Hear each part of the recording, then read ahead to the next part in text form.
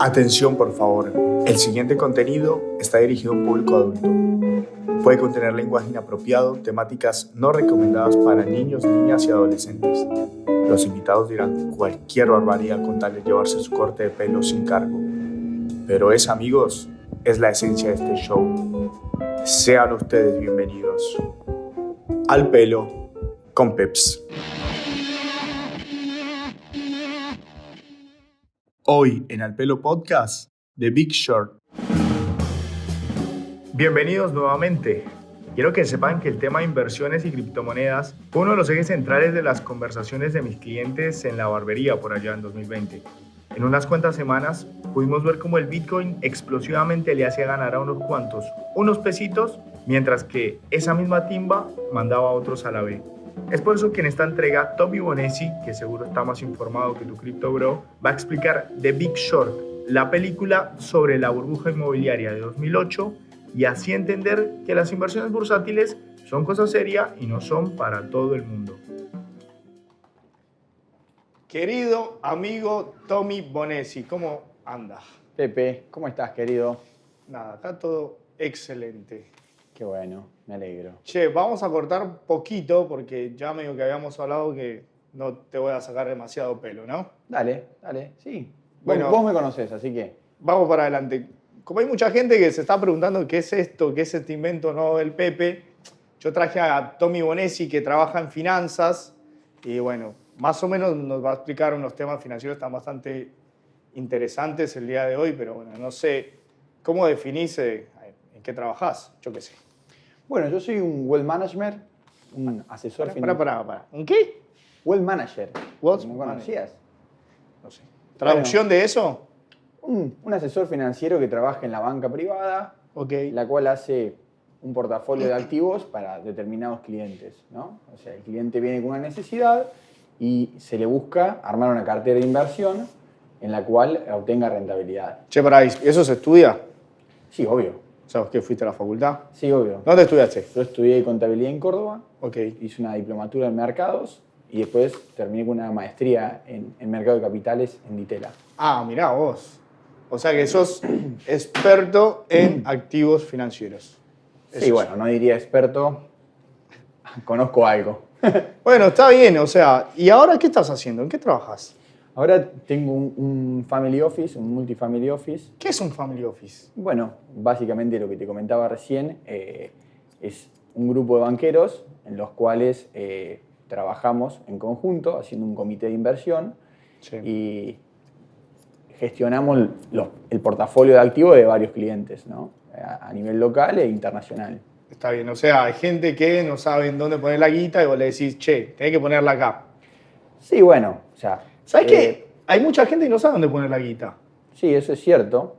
Creo que lo más interesante de nuestro punto es que nosotros diversificamos riesgo. Más allá de dónde ponerla, si uno vive en un país emergente, en un país que tiene muchos cambios políticos, económicos y ciclos muy distintos, uno puede hacer mucho dinero en un periodo de tiempo, pero puede estar expuesto a perderlo todo, como muchas veces ha pasado en Argentina. Pará, como con la cripto.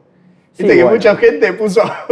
o sea, hay gente que la pegó con la cripto y hubo gente que se fue al tacho. Sí, bueno, la cripto... No, a ver, no soy experto, pero... Es explosiva. Sí, fue un mercado muy explosivo. Creo que tiene muchas cosas buenas dentro, muchas cosas que se desconocen y muchas cosas malas también, ¿no? Claro. Y nada, lo que bueno fue muy masivo y mucha gente hace que se interese en las finanzas por haber entrado en las cripto. Claro. Yo creo que es muy interesante ese tema porque como que no se analiza muchas veces como el escenario más histórico de los activos financieros, porque la cripto es un activo, se puede decir de alguna forma que es un activo. Sí. Más o menos. Sí, bueno. No es la explicación, es para otro episodio, pero mucha gente lo utilizó como una inversión, digamos. Sí, tal cual. Y en esto de ver un poco los recursos más de una manera histórica, o sea, como que no fue la primera vez que hubo un boom de inversiones en algo y un crash, digamos, una crisis financiera. No, tal cual. Hubieron muchas crisis financieras en mercados desarrollados. Se puede nombrar la burbuja de 2001, la crisis financiera de 2009. Bueno, el COVID dejó rastros interesantes en los mercados, en lo del cual se pueden analizar. Ok. Ajá. ¿Tenés ganas de explicarme Crisis Inmobiliaria 2008 y una película que seguro que vos sos un experto? The Big Short. ¿Viste Uy. la película? Sí, es una película muy interesante, ¿Te gusta? llena de contenido financiero, Upa. muy, muy compleja. Realmente, al que le interesa la finanza la debería ver. Yo la vi 3 o 4 veces. Mira vos. Sí. Yo la vi un par de veces, pero si te soy honesto, no creo que entienda todo. Y la mayoría de la gente no creo que entienda el 100% del contenido de esa película. A ver, contame un poquito de qué va. Yo me acuerdo que eran 3 grupos inversores. ¿Sabes quiénes eran? Los de la película. Claro, la película, como decís, tiene un alto contenido financiero, está buenísima y apenas comienza, lo plasman como en 3 grupos, ¿no? Uno Ok. tenés a Michael Berry, que es como el estratega de Zion Capital, es un grupo que lleva los activos financieros de ciertas familias o personas. Michael Berry es uno de los traders más famosos del mundo, ¿no? Sí. Él lo que hace es mucho la estrategia, es un analista de research impecable y genera valor desde ese punto, ¿no? Excelente. El otro grupo que se muestra en la película es Mark Baum, es el clásico staff de financieros de Wall Street, viviendo en Nueva York, en donde son un grupo de 6, 7 banqueros, en donde cada uno tiene un activo en común. O sea, Ellos tienen un fondo de inversión. Michael Berry tiene un fondo de inversión. Sí. Mark Baum tiene fondo, pero es más de la banca tradicional. Ok, ¿no? perfecto. Sí, y también tengo un grupo de jóvenes, que son 2 chicos, que tienen un fondito chiquito, Que están arrancando. están arrancando y justo les llega la información. Entonces, la película se caracteriza por tener esas 3 patas, por así decirlo, en donde se desarrolla la película, Sí. y cada uno llega al short, al Big Short, de una forma distinta, abordándolo de forma distinta, ¿no? Bueno, a ver, pero para. O sea, ellos están operando en la bolsa, digamos, bursátil. Ellos están operando en Wall Street, ¿sí? Ujú. ¿Qué es lo que hicieron o qué fue lo que vieron y qué instrumentos fueron los que utilizaron? Por ejemplo, al principio de la película dice que habían bonos y que los bonos son aburridos. ¿Por qué los bonos son aburridos? Sí, bueno, es un poco de cómo se desarrolla la banca tradicional y la renta fija en Estados Unidos a partir de los 70s, en donde Lewis Ranieri lo que hace es securitizar un grupo de activos, de hipotecas, en donde, supongamos, vos tenés muchos activos individuales, Sí. en donde por su calidad crediticia o por su riesgo no podrían tomarse como solo, individualmente por su cuenta, ¿no? Entonces, él lo que hace se llama un proceso de securitización, Sí. en donde junta muchos créditos y Sí. al tener muchos créditos dentro de una misma canasta, diversifica el riesgo de esa canasta de productos. Claro, pero eso no es un bono. ¿O qué es Eso no es un bono, eso es un MBS. MBS. Eso es un MBS, que Es un producto financiero. es un producto financiero que hasta ¿Qué? en la actualidad se sigue usando y es muy útil. Ok. Básicamente es mortgage-backed securities. ¿Y es solo para mercados inmobiliarios? Bueno, el MBS como tal, sí, porque tiene productos de hipoteca dentro, ¿no? Excelente. Ujú. O sea, él hace como un producto que no es exactamente bonos, pero ¿por qué lo hace? ¿Porque ama rentabilidad o por qué? Bueno, a través de eso, de la securitización del crédito hipotecario, él logra atraer muchos inversionistas y desarrollar el mercado inmobiliario. Entonces, a través ok. de eso, logra generar mucha plata. O sea, pero el sistema era como que gente compraba ese tipo de producto y estaba invirtiendo en el mercado inmobiliario, pero de una forma bursátil, digamos. Pongámoslo así, vos querés comprar una casa Sí. en la cual no tenés el dinero, pero bueno, dejás una hipoteca sobre tu casa, la dejás tu casa como garantía, el banco te da un préstamo sobre esa casa y vos pagás un interés de forma mensual, ¿no? Esas son las hipotecas. Esas son las hipotecas clásicas. Él Ok. lo que hace, las reúne Ok. y las pone en un MBS. O sea, como un paquete Un de paquete hipotecas. de cientos de miles de personas que tienen hipotecas. Entonces es O muy sea, se puede decir que es difícil. un paquete de hipotecas. Es un paquete de hipotecas. Excelente. Es un paquete O sea, de que es hipotecas. un paquete de deuda. Es un paquete de deuda respaldada por las casas y por la obligación de pago que tiene el que toma la hipoteca. Ok, entonces, ¿qué pasó? Bueno, ¿Por qué se va toda la mierda? Si la gente se compra una casa y en general paga su cuota y bueno, al final de 30 años o no sé cuántos la tiene. sí, el mercado americano está muy estructurado con la hipoteca y es así como la gente se compra la casa. En vez de alquilar una, ellos crean una hipoteca, pagan un interés de acuerdo a una tasa Sí. y trabaja su vida, va pagando esa cuota y se encuentra que cuando tienen 50 años o menos o más, dependiendo cómo lo estructure, la casa y el préstamo, Sí. se pudieron comprar su casa y vivir su vida de una forma perfecta. Lo que pasa es que en esta situación, como muestra la película, Michael Berry empieza a investigar qué tienen dentro los MBS. O sea, Claro. qué hay dentro de eso, ¿no? ¿Qué calidad crediticia? Todos, dada nuestra actividad, nuestra condición económica, en un negocio tenemos una calidad crediticia. Entonces, Claro. las calificadores de riesgo en Estados Unidos o en cualquier lugar califican empresas, califican bonos, califican MBS, ¿no? Sí.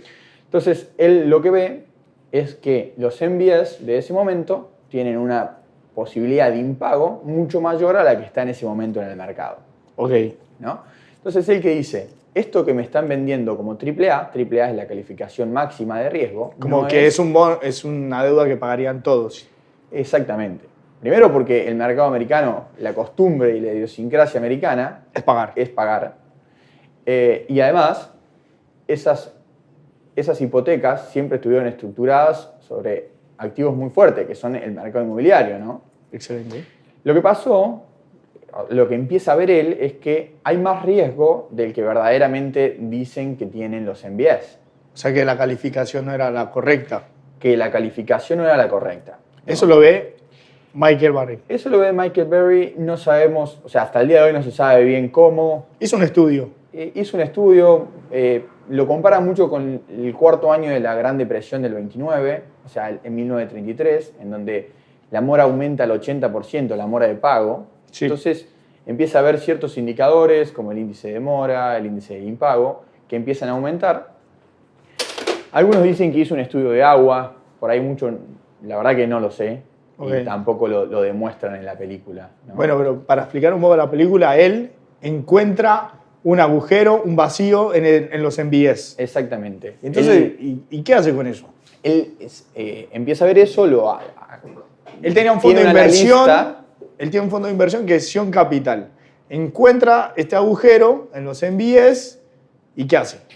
Bueno, primero agarra los 20 valores de MBS que él consideraba y lo empieza a investigar. Hace Bien. una profunda investigación de qué tienen dentro y cómo él cree que va a pagar o no va a pagar, ¿no? Entonces, propone en el directorio hacer un corto, venderlo en el mercado, tomar una posición en corta, o sea, jugarle en contra a la deuda hipotecaria del inmueble en Estados Unidos. O sea, él hace una short. Esa es una short. Tipo, Lo que la película se llama The Big Short. Exactamente. Ah, ¿me das un segundito? Acá Dale. arriba, no querés perder mucho Dale. pelo, ¿no? No. Se vuelan córtalo. las chapas, si no. Cortalo un poquito. Un poquito nomás. Entonces, él shortea, o sea, va, pero ¿qué hace? ¿Cómo hace? Bueno, hasta el momento no existía, digamos, lo que él plantea cuando detecta esto con un analista y analizándolo, se junta con el directorio y él era el encargado de la estrategia de Sion Capital. Sí. Entonces, le dice, mirá, quiero hacer esto. Realmente el director y la compañía no entendían básicamente por qué lo quería hacer y le dijo, vos dedicate a las acciones que sos bueno en eso. Claro. Y él le dice, yo busco valor en donde lo pueda encontrar. Claro. ¿No? Es una frase buenísima. Él busca valor donde se puede encontrar valor Excelente. en todo el mercado, ya sea de activos financieros, ¿no?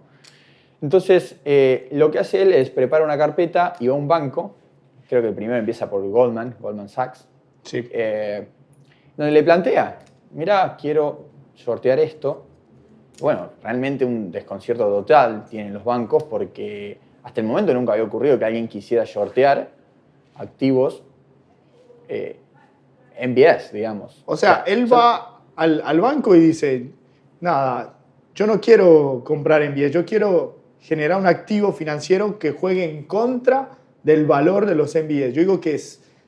Yo creo que me paguen si esto se deprecia, si esto pierde valor, yo creo que me den plata. Más o menos fue lo que le dijo a los bancos. Más o menos le dijo eso. Ok.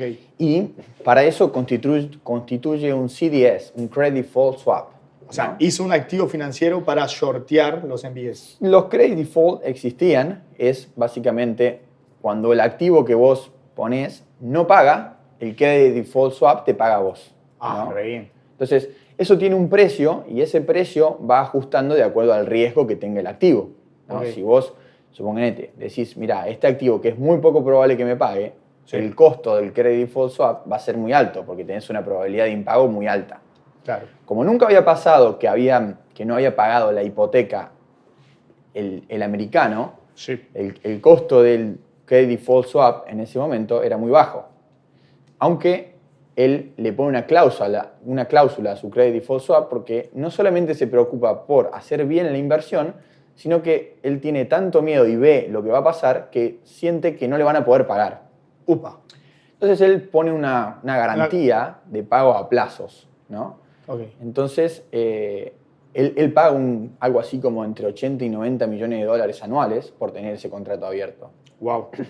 No solamente eso, sino que cuando vos haces un Credit Default Swap, si el activo subyacente sube, cae de valor tu activo, Sí, sí. porque vale menos lo que vos dijiste que iba a bajar.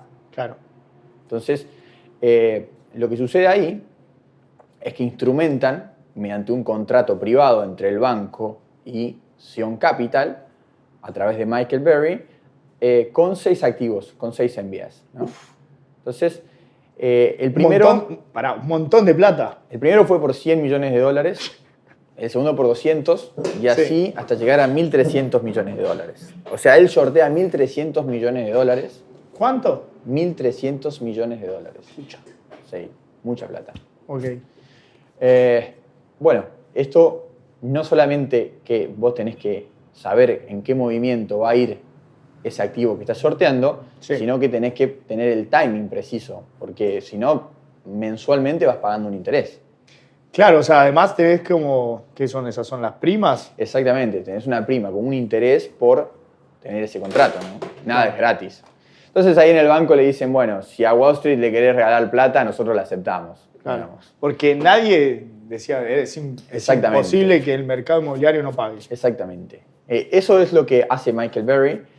Después tenemos a Mark Baum, que es un grupo de financieros en donde se enteran por Deutsche Bank, Sí. por una llamada equivocada, según cuenta la película, Sí. no sé cuán equivocada habrá sido, Sí. pero bueno, un banquero le dice, mirá, nos llegó esto, hay un contrato de short por tanto, entonces se empieza a investigar. Está buenísimo cómo se ve reflejado que el trabajo que hacen ellos es totalmente distinto, porque ellos se juntan con todas las partes que intervienen en un MBS. Ok.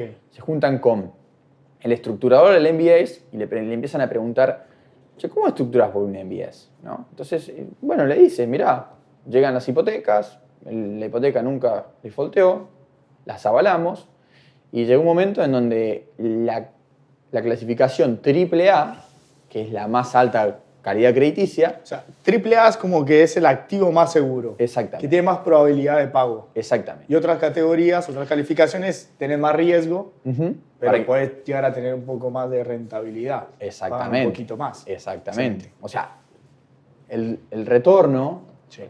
o el interés que paga eso viene ajustado por su riesgo. ¿no? Exacto. La clasificación tenés desde AAA, AA hasta A, BB, BB, CC, CC y bueno.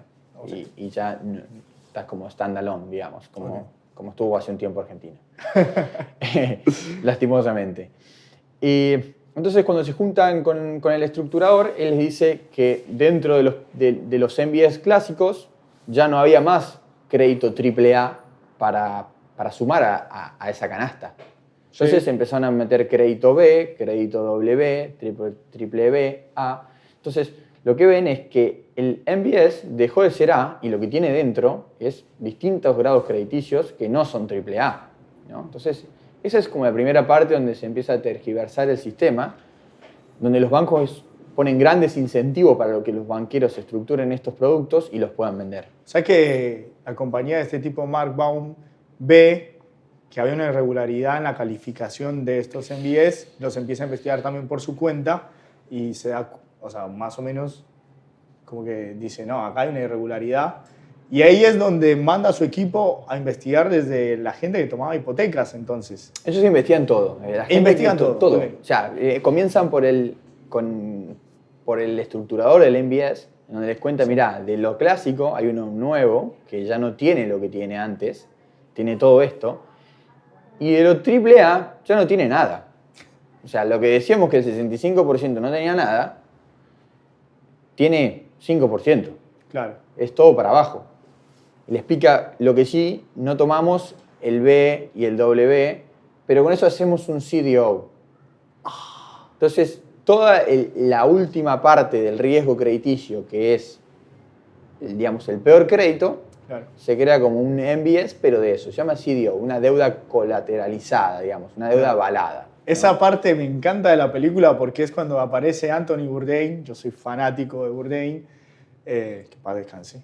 Y el tipo explica eso, o sea, los MBS supuestamente eran como el pescado fresco y tenían una buena calificación, Sí. y después lo que no funcionaba como un activo, que sería como el pescado de 3 días, lo convertía en un CDO. Y Exactamente. Bourdain hace la comparación que dice, hoy te vendo el pescado fresco en un plato, que sería el MBS, y después de 3 días que tengo este pescado y no sé qué hacer con eso, me invento un guiso, un estofado de pescado, y ya tengo un producto que parece que es premium para mi restaurante. Exactamente. Sí, está muy buena la Buenísima. analogía. Sí, buenísima. Si hay algo que tiene esta película es que pone a grandes personas explicando grandes situaciones, ¿no? Claro. Entonces, se juntan con todas las partes, se juntan también en un casino en Las Vegas con el estructurador de los CDOs, que es una persona que tiene rasgos asiáticos. Pero muy para soberbia. no adelantarnos tanto, Sí. pero ¿qué es lo que hace Mark Baum en su fondo? Entonces, él dice, o ¿cuál instrumento utiliza para shortear, digamos? Primero él investiga.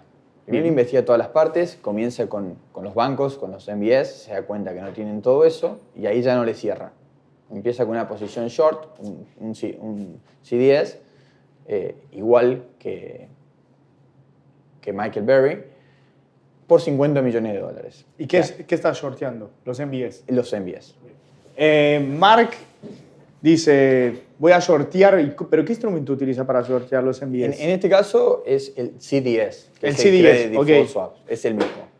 Lo que hace él es juntarse con todas las partes. Va al estructurador de hipotecas, que son 2 chicos que tienen una empresita y les comentan toda la plata que están ganando por venderle hipotecas a todo el mundo. Le dicen, mirá, nosotros... Ellos son los que aprueban hipotecas. No, ellos crean las hipotecas. Ah, ok. O sea, primero fue con los bancos y después fue con Después los que fue crean... con las que crean las hipotecas, Ok. o sea, con el que toma el cliente, con el que toma la persona que quiere una casa y va atrás la hipoteca, ¿no? Ok. Entonces los chicos dicen, mira, nosotros le damos a todo el mundo, nadie controla nada, ¿quién no va a pagar una hipoteca? Sí. Y entonces ahí ya no le empieza a cerrar ciertas partes. Entonces dice, bueno, ¿quiénes son tus tenedores? Todos, dice. Mirá, vení, vamos al club de strippers y también hay... Bueno, lo llevan y entonces empiezan a conversar y se dan cuenta que las personas que vayan ahí tienen hasta 5 casas con hipotecas. Y la mayoría de ellas es a interés ajustable. Entonces, cuando las tasas de intereses están bajas, una parte de ese interés se puede pagar, ¿no? ¿Por qué? Claro. Porque no es caro, básicamente, Claro. acceder a la casa. Sí, sí. Pero cuando las tasas se ajustan y suben, se vuelve cada vez más caro. Entonces, cuando le comentan eso, empiezan a recorrer, como se ve en la película, distintos barrios y empiezan a preguntar a la gente y hasta se dan cuenta que hasta el perro tenía una hipoteca, Sí, que sí. no controlaban ni el nombre. Claro. Entonces ahí empiezan a ver que realmente había algo que no concordaba en el mercado, ¿no? Claro. Estaban dando casas a cualquier persona y eso lo estaban metiendo en activos financieros que estaban con calificaciones AAA. Exactamente. Mediante el proceso de securitización, los distintos créditos, mientras más incluyas, menos riesgo tenés, porque se supone que más personas Porque diversificás el riesgo. diversificas el riesgo. Lo que pasaba era que ponían activos W, triple B o B o A y los calificaban todos como triple A. Y si vos pones todos B, no lo podés calificar como A. O sea que el banco estaba vendiendo CDOs y MBS con ese tipo de hipotecas, con ese tipo de riesgo. MBS, el CDO es otro producto aparte que Ok. lo estructura la persona que siguen investigando y ahí es donde realmente llegan a la conclusión de que esto va a estallar. Ok, ahora vamos a hablar de los CEO porque es la parte capaz más enredada de la película. Pero bueno, había un tercer grupo inversor, que eran dos pibitos, que podemos ser nosotros tal vez. Sí, tal cual. Eran dos chicos que habían comenzado con $110.000 Sí. y bueno, ellos operando opciones a través del mercado lograron hacer 30 millones y tenían un banquero muy conocido, que en ese lo protagoniza Brad Pitt, espectacular. Claro, pero ellos querían operar opciones con bancos más grandes y no les permitían. Claro, No ellos- tenían la espalda suficiente para hacer eso. Claro, ellos no tenían un Ok. lista, que es el acuerdo al cual un grupo de financieros puede instrumentar, digamos, todas estas operaciones financieras, ¿no? Claro.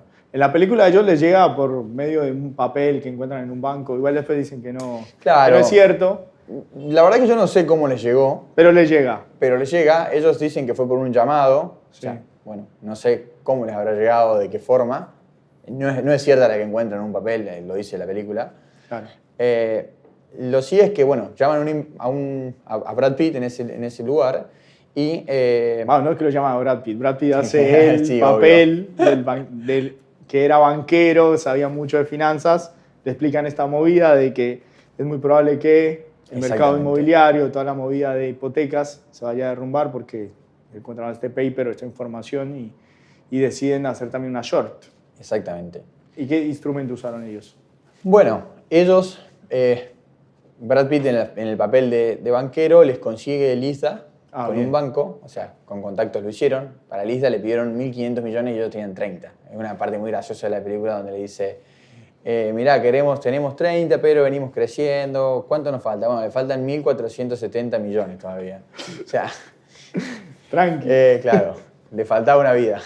Claro. Pero bueno, los chicos estos lo pueden instrumentar y básicamente cuando lo hacen empiezan a ver, esta parte es muy interesante de ellos, porque empiezan a ver que ya los MBS del tramo de riesgo crediticio bajo o medio, ya los bancos no los querían hacer, les pedían una prima muy alta por hacerlos. Claro.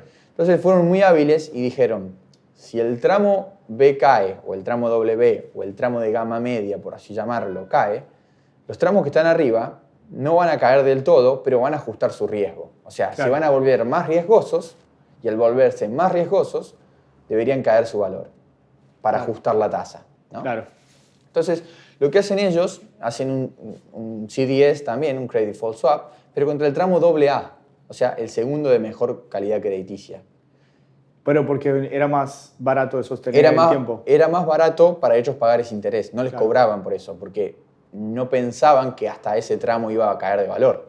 Claro. No es lo mismo sortear un activo que es muy riesgoso, que vas a pagar caro, y si pasa tu evento vas a ganar, pero si no pasa tu evento, lo perdés. Entonces, ellos ¿qué hicieron? Sortearon algo barato que dentro de ese riesgo, cuando ajustase, iban a tener una ganancia, ¿no? Excelente. O sea, más o menos te encontrás un escenario de 3 personas que la vieron, encontraron los agujeros del mercado de hipotecas, shortean a través de instrumentos financieros el precio, diciendo como esto en el futuro va a costar menos y si su predicción es la correcta, por esos productos financieros los bancos o quienes tomaron ese riesgo les tienen que pagar a ellos plata. Básicamente, Ok. básicamente. Pero a su vez, ellos tienen que solventar ese riesgo, tienen que pagar unas primas todos los meses, son tasas variables también. O dependen de la No, cotización del activo. depende de muchas cosas, claro. Depende de la cotización de tu activo, del margen que vos tengas, de la tasa que establezcas. O sea, Claro. son contratos que se hacen entre partes, entre el banco y uno. Excelente. Y ellos tienen, o sea, la película muestra como un periodo de casi, no sé 24 meses o más o Sí. menos, donde tienen que salir a bancar su posición frente al mercado y si dejan de hacerlo, pierden toda la guita que pusieron en ese activo, en las shorts. Bueno, eso es lo que muestra Michael Berry en Sion Capital en su pizarrón donde va poniendo la cotización del fondo, que empieza Claro. en -7, -11, -20. Pensá que -20 de 1.300 millones son más de 200 millones de dólares, ¿no? O sea, Y todos los clientes del fondo puteándolo, diciéndole, che, Claro. hermano, Lo que pasa en ese momento, cuando avisan que van a hacer esto, lo trataron de loco. No solamente eso, sino que Alan Greenspan, un ex presidente de la Reserva Federal, un economista muy prestigioso, dice que en el mercado americano hay solo burbujas temporales muy espaciadas en algunos lugares, que no existe una como tal. Okay. Entonces es una palabra muy respetada. Y ir en contra de lo que dice es realmente muy jugado, digamos. Tenés que tener un valor impresionante, no solo con tu plata, sino con la plata de clientes. Ahí es donde se ve que le empiezan a llegar muchos mails. Y él dice, yo tengo un contrato en donde yo puedo hacer esto y tengo los fundamentos técnicos de por qué lo estoy haciendo. Claro. Entonces, bueno, nada, la gente explotó contra él. Y ese es el momento de más tensión en la peli. Pero estos activos que encuentra el otro inversor, Mark Baum, los CDOs, ¿cuál es la inconsistencia? ¿Cómo funcionan? Bueno, los CDOs lo que tienen es la parte más baja del crédito, lo ponen dentro de una canasta y lo venden como una deuda avalada, digámosle, por el subyacente. El subyacente que en este caso que son casas. Claro. Ahora, si el subyacente está avalado por una casa que tiene un precio muy alto y que hay una burbuja, Sí, el valor verdadero es bajo. claro. ¿No? Entonces, vos estás avalando $500.000 de una casa cuando en realidad vale 120, 150 o pongámosle 200. ¿No? Claro. Entonces, lo que pasaba ahí era que estaba tan inflado el precio que se podían apalancar muchísimo. Entonces, empezaron a crear CDOs y CDOs sintéticos, que es una parte un poco más compleja, pero básicamente yo creo un producto con A y un producto B, con distintas obligaciones de deuda avaladas, digamos, de distintos CDOs. Está buena la explicación de la película para Dummies, porque creo que es la parte más compleja o más técnica de poder entender cómo era ese paquete, pero era la fucking ruleta de casino. Básicamente. Básicamente Sí. Ni siquiera se estaba hablando de MBS ya, simplemente se estaba hablando de cómo le va a un CDO, entonces yo puedo pronosticar cómo le va y armo de eso otro CDO, y hay gente que compra eso. Uh-huh. Y de eso puedes comprar otro, y ese es el sintético del sintético. Exacto. Justo ahí aparece Selena Gómez. Con Richard Thaler. Richard Thaler, para quien no lo conoce, es una persona de finanzas muy respetada también. Claro. Profundísimos trabajos hizo en finanzas acerca del comportamiento de mercados y todo eso. O sea, y todo eso existió en ese momento. La gente estaba comprando sintéticos, CDOs. Sí. Sí. Entonces, es el momento donde van al casino, que explican lo de los CDOs, Sí. es donde se da el pico máximo, en donde se verifica que hay una burbuja. Ahí está Mark Baum y le dice, sorteemos 500 millones de esto, porque realmente el país va a explotar. ¿No? Entonces, es como que hay que unir... O sea, él shortea CDOs sintéticos. Sí, él hace... No, él va también con credit default swaps. Okay. Es muy gracioso porque él hace unos CDS contra el mismo banco en el cual trabaja. Sale al final de la película. Sale al final de la película. Contra JP. No, creo que es Morgan Stanley. Morgan Stanley, sí. O sea, sorteó lo que el mismo banco había comprado, ¿no? Entonces Claro. se juntan con un ejecutivo ahí del banco y le dice, decime que no tenemos en el banco más de 4 billones en esta exposición, y el banco tenía 15. O sea, más de 3 veces en exposición a eso, Claro. ¿no? Una subestimación de riesgo muy grande, ¿no? Entonces, uniendo un poco los hilos, vos tenés que los estructuradores de los MBS incluyeron más riesgo porque tenían más comisiones. Las agencias calificadoras de riesgo no clasificaban bien ese riesgo porque perdían el cliente. Se iban con la competencia y como nunca se había verificado, pasaba, ¿no? Claro. Tenés incentivo por parte de los bancos. La calificadora que no la aprueba. Un mercado creciente enorme. Tasas bajas. La gente comprando casas a lo loco. Un mercado inmobiliario muy arriba. La bomba era, o sea, el fósforo era el CDO. Meter todo eso en sintéticos de realmente una calidad crediticia muy baja. Claro. Y bueno, y se estaban operando ahí en Wall Street. La gente compraba. Sí. Bueno, ¿y en qué momento se va todo al traste? Bueno, cuando los impagos empiezan a ser reales, porque si vos pones un crédito muy bajo dentro de un producto que lo vendés como de alta calidad crediticia, en algún momento ese riesgo que vos estás tomando se materializa y la gente no paga. Entonces, lo que debería pasar en un mercado muy transparente debería ser que el precio de esos instrumentos ajuste Sí. y se vea verificado en la cotización del activo. O sea, MBS para abajo, CDS para arriba, digamos, Sí. ¿no? Entonces, CDS tienen el grupo que shorteó estas posiciones, MBS es el producto tradicional, ¿no? Exacto. Lo que se empieza a ver es que empieza a ocurrir el impago y bueno, empiezan a ver que los bancos no cotizan bien los CDS. ¿Viste? En una parte como que Hay una, entran, cuota de corrupción. Hay una cuota de corrupción en donde no lo empiezan a cotizar bien, no empiezan a entender el sistema, qué está pasando, y bueno, hasta que realmente se materializa. Es muy bueno porque Mark Baum va a hablar con una persona en una conferencia, un banquero de Ben Stern, y justamente cuando está pasando todo eso, el banco cae en picada. En la Claro, cotización. ¿cómo se empieza a caer el castillo de naipes? O sea, estamos en un momento de la película donde todos tienen su posición, la están bancando, el MBS se mantiene en su precio, o a veces iba para arriba también, Sí, cotizaba sí, mejor. parte fue para arriba. Sí. Ya habían como rumores o había especulación de manipulación de mercado. Ujú. ¿Y cómo se empieza a Bueno, caer?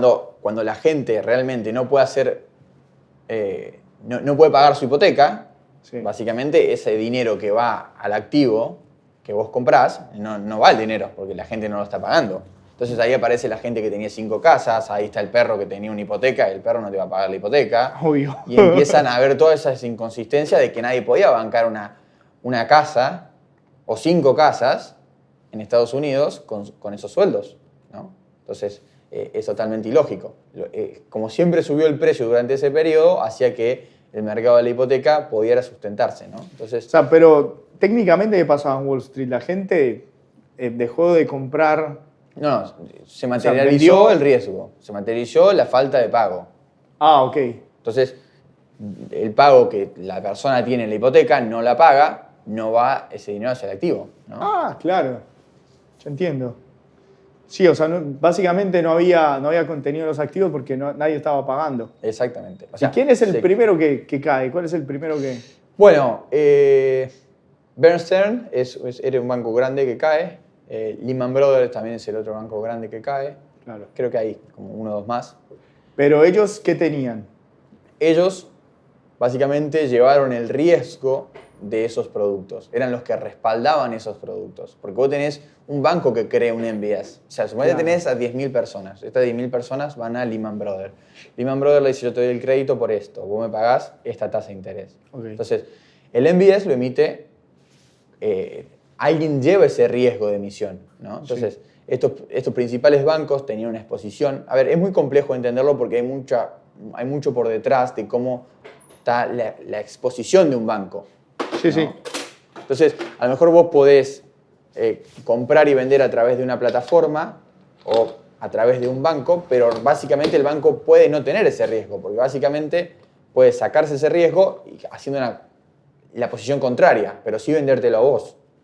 Entonces, Claro. muchas veces no el que vende siempre es el que lleva el riesgo. De eso se trata un poco de las finanzas, de tomar Bueno, y sacar riesgos. Pero cuando hubo como toda la tensión y se empezó... O sea, hubo gente que sacó sus acciones de los bancos. Bueno, las acciones, hoy en día está totalmente computarizado el sistema, digamos. Si bien sufrieron pérdida en su valor porque cayó, digamos, el mercado en general por una crisis crediticia,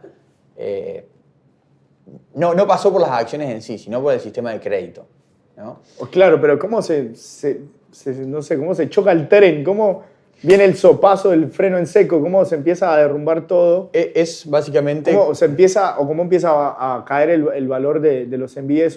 ¿Cómo fue? O sea, Claro, ¿Cómo fue la crisis, el día de la crisis, el día en que se fue todo al traste? Bueno, básicamente es lo que te contaba antes. O sea, cuando la gente no paga, Sí. y si vos tenés un país estructurado sobre las hipotecas de activos e inmuebles, no solamente la gente no te paga esa deuda, sino que también el precio de las casas empieza a bajar porque hay casas de sobra.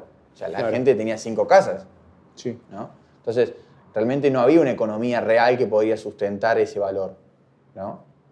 Entonces, al no pagar, el riesgo de ese producto ajusta. Ah, ahí está. Claro. Entonces, al bajar de precio, muchos bancos quedan con riesgos descalzados, entonces Sí. no pueden hacer frente con sus activos a las deudas contraídas. Ok. Y el precio de de esos MBS empiezan a bajar, Sí, tal cual. los de los CDOs. El MBA se destruye, MBS se destruye y los CDOs, bueno, suben muchísimo su valor porque vos tenés un contrato contra el default, contra la pérdida, ¿no? Entonces a vos te pagan gracias a que el otro activo deja de pagar. Claro, pero los CDOs que emitían los bancos bajan de precio también. Sí, claro. Ah, claro, o sea, Se destruye todo el sistema de hipotecas. todo el sistema de hipotecas bursátil que decía que el precio era estable, que la gente está pagando, que era todo mentira. Y Bueno, realmente... no sé si todo mentira. Habría una sobreexposición, podemos decir, muy apalancada por incentivos desde los bancos, impericia, digamos, de las agencias calificadoras.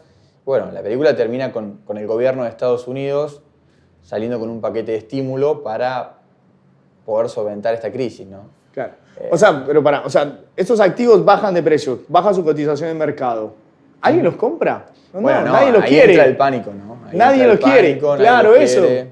Sí. Ahí O sea, entra el pánico de la gente, de cómo se ha estructurado. Más que pánico también es la valoración real Sí. del activo, porque eran O productos sea, empieza a que... aparecer el valor del Exactamente. activo como tal. Exactamente, Que era nada, era basura, era Exactamente. mucho menos de lo que tenía que costar. claro. Entonces, todos los que habían shorteado empiezan a hacer una... Ahí empieza una parte buena de la película porque si vos tenés un contrato de default, un CDS, y vos tenés el riesgo del banco que te lo estructuró a vos, Sí. ¿no? Por ejemplo, en Los Chicos se ve bien que hacen dos cosas muy buenas. Primero que es... Los poder- dos pibitos. Sí, primero es sortear el tramo AA con menor costo, y después, cuando ven que Bear Stearns va a caer, el banco en el cual ellos tenían el contrato, lo cierran de antemano. Porque Cierran si su posición. Cierran su posición negociándola con el banco, Claro. ¿no? Porque si ven que el banco cae, y bueno, corres el riesgo de no cobrar nada. Ah, ok. O sea, no solamente lo tenés que instrumentar bien, hacerlo en el momento adecuado, con los activos adecuados, sino que cerrarlo bien, ¿no? Ok. Entonces bueno. ellos hacen un cierre y después se va al traste y se... Sí, O sea, básicamente. en esa crisis, los Lehman Brothers y este otro banco, Bear Stearns, sí. Bear Stearns, cerraron. Sí, quebraron. Listo, quebraron. Fueron rescatados por otros bancos. El Ok. Tesoro americano, se ve a Bernanke, también expresidente de la Reserva Federal, en la Casa Blanca, y vive con Mark en un balcón y diciéndole, yo sé que el costo de esto lo van a pagar todos los americanos, como lo pagó siempre, y toda la gente, ¿no? La Sí. gente trabajadora, porque se va a emitir un paquete de estímulos, se va a dar un préstamo a los bancos los absorbieron y bueno. Ok, pero antes de explicar eso, que es como la parte más interesante, el cierre de la película, ¿cómo cierra la posición Michael Burry y Mark Baum? Todos de la misma forma. O sea, Ok. negociando el contrato con la contraparte. Yo hice un contrato con el banco, yo lo cierro contra el banco, ¿no? Ah, ok. O sea, llaman y cierran el contrato, le ponen un valor. En el caso puntual de Los Chicos se ve que o sea, el valor técnico, le dicen, evaluándolo, era tan bajo que era algo así como $200 millones, pero sabían que no lo podían cobrar, porque iba a quebrar y nada, no iban a cobrar nada. Entonces O sea, empiezan a negociar con el banco. Ah, empieza, claro, o sea, porque si mantiene su posición, se va tan al traste Y del activo que puede pasar. que puede tomar una deuda que no le van a pagar nunca. Exactamente. Entonces él cierra y le hace una diferenciación capital y todos esos meses que estuvo ahí con la puteada de sus clientes y de la gente ponía plata en su fondo, al final Él hizo... cierra y sí, creo que gana como 2.670 billones de 2.700 millones de dólares. O sea, Claro. 2.7 billion. Claro, en inglés Claro. cambia. ¿Y Mark Baum qué hace?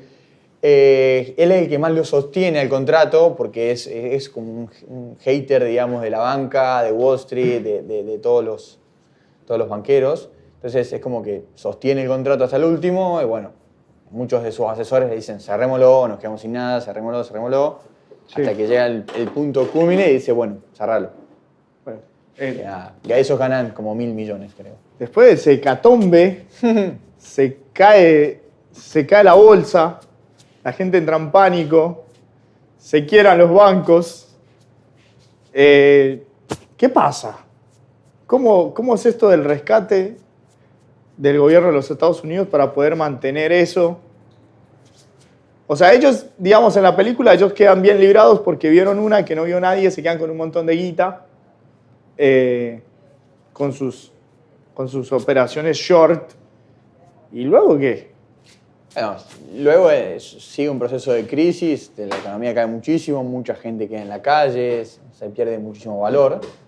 Claro, porque la gente no puede acceder a esas casas, hay un montón de casas, y los bancos, que son los que más o menos sostienen ese sistema, están quebrados, tienen un montón de deuda.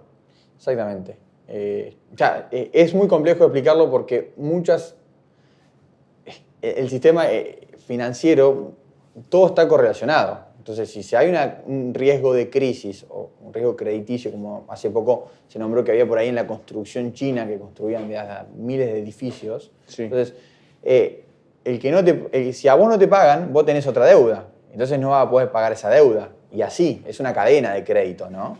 Claro. Entonces, bueno, al materializarse eso, toda la economía se ve afectada y el Banco Central, la Reserva Federal, sale a salvar un poco los bancos con un paquete de estímulos, ¿no? O sea, sale a dar un préstamo a una tasa muy baja para Claro. que los bancos puedan poner ese dinero que al mercado le hace falta y se puedan reestructurar.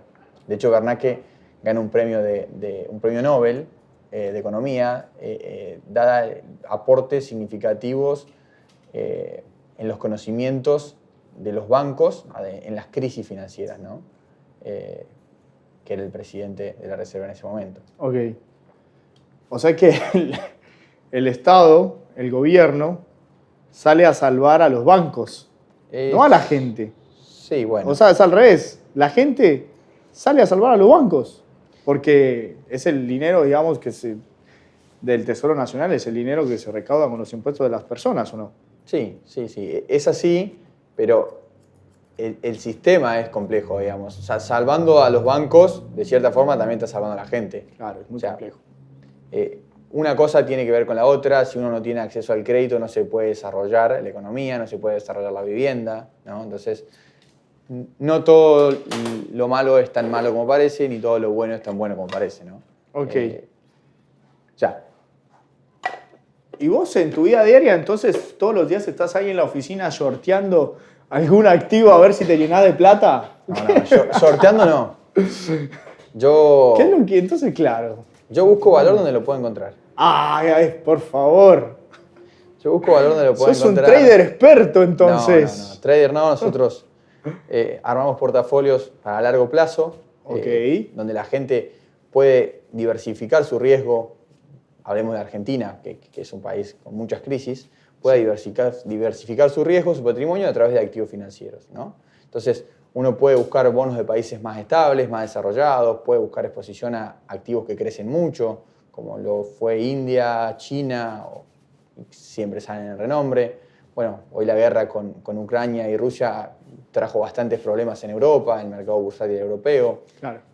Ahí también se encuentran oportunidades, porque detrás de toda una gran crisis también hay oportunidades y bueno, básicamente hago eso. O sea, vos contactás gente que tiene plata y capacidad de invertir en activos financieros si vos le manejás el riesgo.